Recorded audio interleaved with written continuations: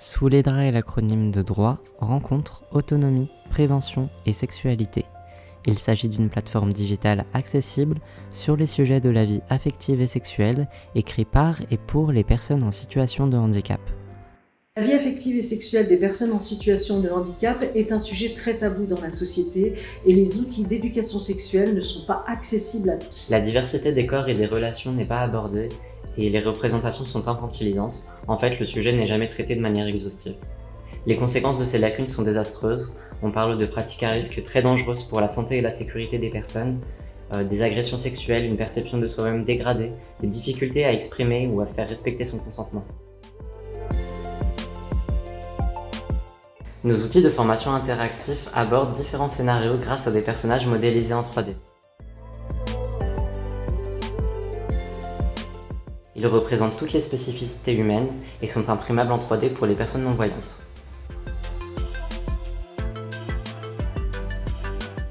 Antoine et Marie sont dans un parc. Ils sont assis sur le même banc. Ils rigolent tous les deux.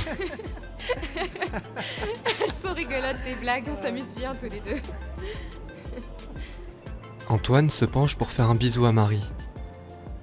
Marie a un mouvement de recul, elle se pousse et ne dit rien. Mais pourquoi tu veux pas? Allez, laisse-toi faire! Marie s'est poussée, elle ne veut pas de bisous. Veux-tu comprendre pourquoi?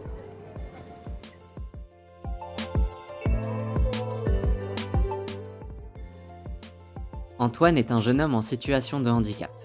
Il est en fauteuil roulant électrique. Ruby est infirmière et ce matin, c'est elle qui va lui faire sa toilette.